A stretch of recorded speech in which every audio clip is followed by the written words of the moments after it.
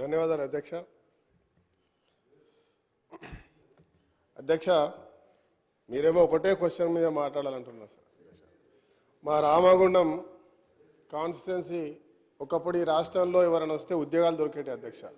ఈరోజు రామగుండం సమస్యల గుండంగా మారింది అధ్యక్ష. నిజంగా చెప్పాలంటే బొందలగడ్డగా మారింది. ఇవాళ ఓపెన్ కాస్ట్ చేసి ఇంకా రకరకాల ఇబ్బందులతో తాగడానికి నీళ్లు ఉండవు.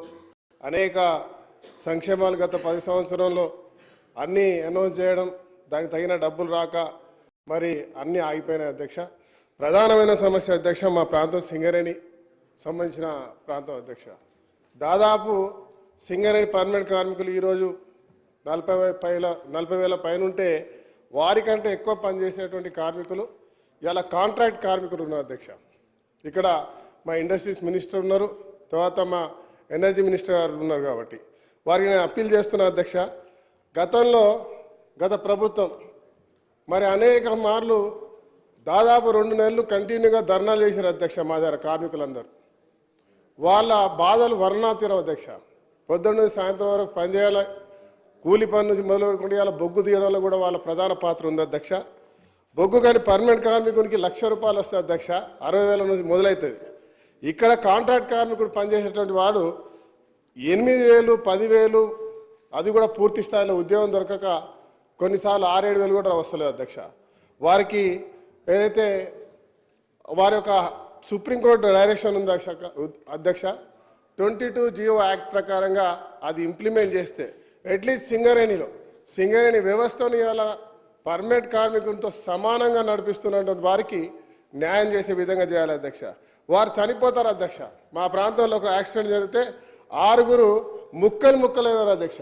ముక్కలంటే వాళ్ళ కాలు చేతులు, వాళ్ళ తలకాయలు కూడా ఎవరెవరో గుర్తుపట్టలేని పరిస్థితి. ఇలా పర్మనెంట్ కార్మికుడు చనిపోతే ₹1 కోటి ఇస్తున్నాం అధ్యక్ష. కానీ వీళ్ళు చనిపోతే మాత్రం బేరసారాలు ఆడాల్సి వస్తుంది.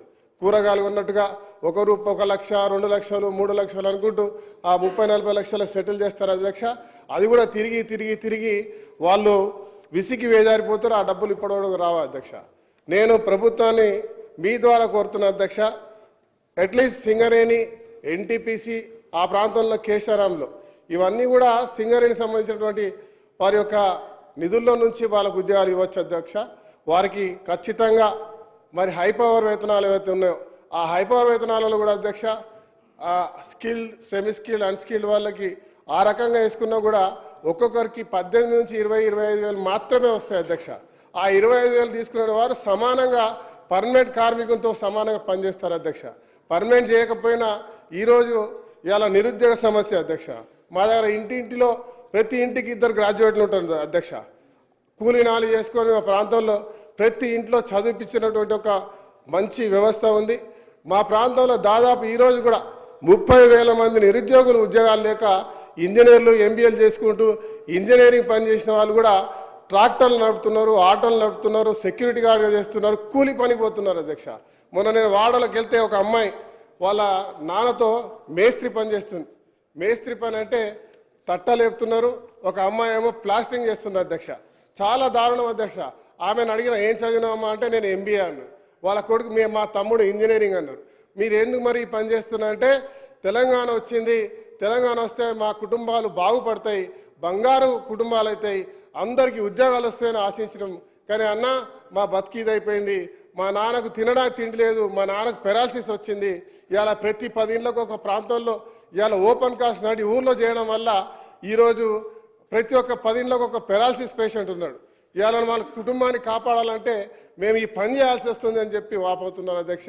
ప్రత్యేకమైనటువంటి దృష్టి పెట్టి రామగుండాన్ని మరి అక్కడ ఈ యొక్క దీనిపై పూర్తి స్థాయిలో మరి ప్రభుత్వం వారి యొక్క వేతనాలు పెంచేటువంటి 22 యాక్ట్ని ఇంప్లిమెంట్ చేయాలని, అట్లీస్ట్ సింగరేణి కన్నా ఇంప్లిమెంట్ చేయాలని మీ ద్వారా కోరుతున్న అధ్యక్ష. దాంతోపాటు ఇండస్ట్రీస్ మినిస్టర్ గారు ఇక్కడే ఉన్నారు, మరి ఎనర్జీ మినిస్టర్ గారు ఉన్నారు. జెన్కో నిన్న కూడా మాట్లాడిన అధ్యక్ష, ఆడ ఖచ్చితంగా జెన్కో ద్వారా 1x800 పవర్ ప్లాంట్ కట్టించాలని చెప్పి మీతో కోరుతా ఉన్నా.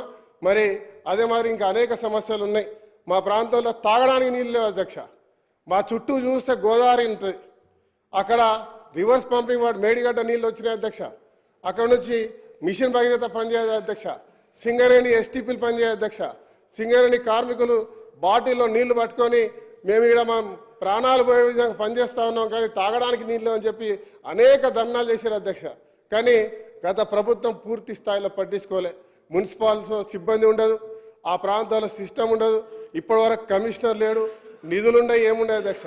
ఇలా సింగరేణి వారిని మరి ప్రభుత్వాన్ని కోరుతున్నా, వెంబటే ఎస్టీపీలు ఏర్పాటు చేయాలి, మంచినీళ్ళు ఇవ్వాలి. వారికి మా దేశానికి వెలిగించాడు కార్మికులు అధ్యక్ష. మా దగ్గర వాళ్ళ రక్తాన్ని చెమటగా దారబోసి ఇవాళ బొగ్గును వెలికి తీసి రాష్ట్రానికి వెలుగునిస్తున్నారు అధ్యక్ష. వారికి సంబంధించిన డిఎంఎఫ్ నిధుల ద్వారా అక్కడ ప్రత్యేకమైన చర్యలు ఏర్పాటు చేయాలి. అక్కడ సంక్షేమాన్ని కూడా ఖచ్చితంగా తీసుకురావాలి. ఎడ్యుకేషన్తో పాటు వెల్ఫేర్ అన్ని రకాలుగా తీసుకొచ్చేటువంటి కార్యక్రమాన్ని మరి ఈ ప్రభుత్వం ఖచ్చితంగా తీసుకుంటుందని ఆశిస్తున్నా. దాంతోపాటు అధ్యక్ష, చివరిగా ఒక్క నిమిషం అధ్యక్ష, నేను మా నాయకులు శ్రీధర్ బాబు గారు ఉన్నారు ఇక్కడ, వారికి పూర్తి దీనిపై అవగాహన ఉంది అధ్యక్ష. ప్రభుత్వాన్ని ఒక ప్రత్యేకంగా సింగరేణి ప్రాంతంలో ఉన్నటువంటి శాసనసభ్యులతో ఆ ప్రాంతానికి సంబంధించిన సమస్యల మీద ప్రత్యేకమైనటువంటి కార్యాచరణ తీసుకోవాలని కోరుతా ఉన్నాం. మరి గతంలో మరి ఎందుకు జరిగిందో తెలియదు, కానీ సింగరేణికి మా దగ్గర ఒక ప్రభుత్వ హాస్పిటల్ ఉంది అధ్యక్ష. దాన్ని మెడికల్ కాలేజీలో కన్వర్ట్ చేసినారు. దాన్ని దాదాపుగా 1000 పడకలు చేయాలంటే ఆలోచన. కానీ నిన్న కూడా మాట్లాడిన అధ్యక్ష, నేను ఇవాళ సింగరేణికి 500 కోట్ల రూపాయలు దానికి కేటాయించినారు అధ్యక్ష. దాంట్లో 280 కోట్లు మాత్రమే వచ్చింది, ఒక బిల్డింగ్ అయింది అధ్యక్ష. కానీ ఏదైతే హాస్పిటల్ మెయిన్ హాస్పిటల్ ఉందో అది హాస్పిటల్ కాకపోవడం నిజంగా బాధాకరం అధ్యక్ష. వెంబటి ప్రభుత్వాన్ని నేను వేడుకుంటా ఉన్నా, తతిమ నిధులు కూడా విడుదల చేసి ఆడ వెంబటే హాస్పిటల్ నిర్మాణం చేయాలని చెప్పి మీ ద్వారా కోరుతూ మరి అవకాశం ఇచ్చినందుకు ధన్యవాదాలు అధ్యక్ష.